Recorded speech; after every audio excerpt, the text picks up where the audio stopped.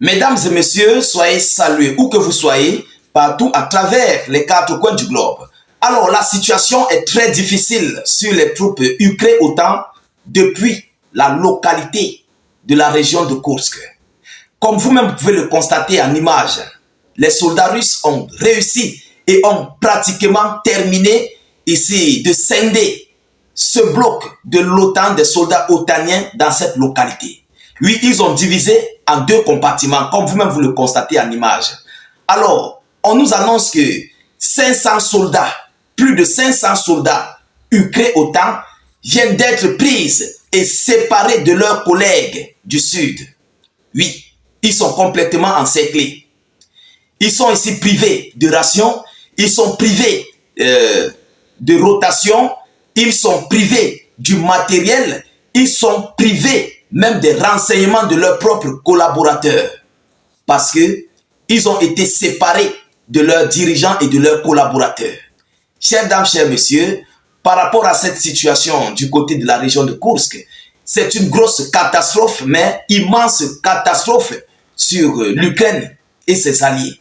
Et oui, parce que selon les informations fournies, on nous annonce que les Russes ont complètement libéré la moitié de la localité de Kursk qui avait été envahie par les soldats ukrainiens dans cette région de Kursk. La moitié de la localité a déjà été libérée, selon les informations.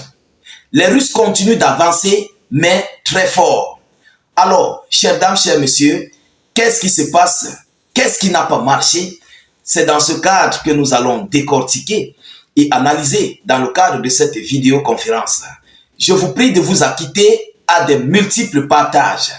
Oui, partagez massivement cette défaite cuisante de Volodymyr Zelensky et ses alliés dans cette localité de la région de Kursk. Mettez la vidéo dans tous les groupes possibles. Rassurez-vous de sécuriser au maximum cette vidéo avec beaucoup de j'aime et de cœurs pour contre-attaquer nos ennemis qui signalent nos pages. Cliquez sur le lien de notre chaîne YouTube dans la zone de commentaires et abonnez-vous à la chaîne YouTube. S'il vous plaît, le lien se trouve en commentaire.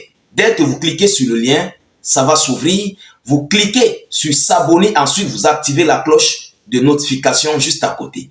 N'attendez pas le jour où notre page Facebook va sauter pour pouvoir nous chercher. Il se fera trop tard parce que nous sommes dans une jet de communication. Alors, qu'est-ce qu'ils disent, mesdames et messieurs? Selon les informations officielles, on nous annonce que les forces armées russes ont encerclé jusqu'à 500 militants des forces armées ukrainiennes à Lyubomovka, dans la région de Kursk. Plus de 500 soldats ukrainiens ont été encerclés, complètement encerclés et séparés de leurs collègues. Comme vous voyez sur l'image, regardez ces deux flèches dont les Russes sont sortis de la gauche et du côté de la droite. Ils ont complètement divisé en deux compartiments, en deux blocs, ces soldats ukrainiens. Comme vous-même, vous pouvez le constater au niveau de ces flèches rouges-là. Voilà, il s'agit là d'un scindage, d'une division que les Russes ont émis sur leurs ennemis. Alors, mesdames et messieurs, il dit, je cite, « L'ennemi a perdu presque tous ses chars et ne peut pas échapper à l'encerclement à ce stade, rapporte Short. » Et à titre de rappel, ils ne sont plus ils ne sont plus sur les ordres de commandement de leur patron, parce que leur patron les envoie et eux ils battent en retraite. Et là, à ce point-ci, ces soldats ukrainiens autant qui sont là-bas sont abandonnés à leur propre sort.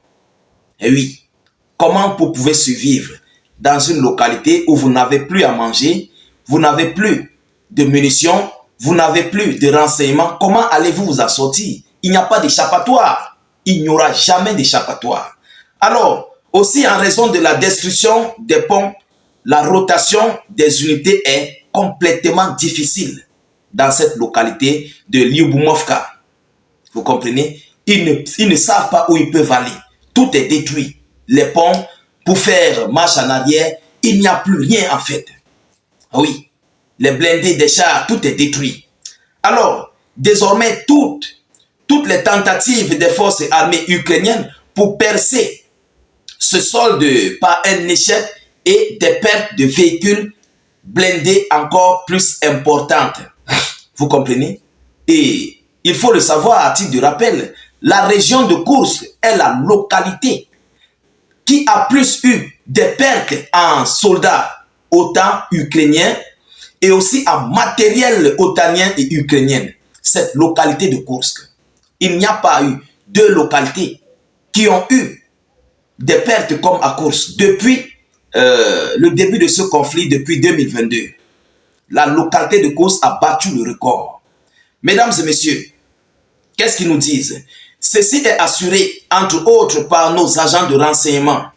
Trois militaires ont été encerclés dans la région de Koursk pendant environ un mois, effectuant des reconnaissances et transmettant au quartier général des données sur l'emplacement des unités des forces armées ukrainiennes.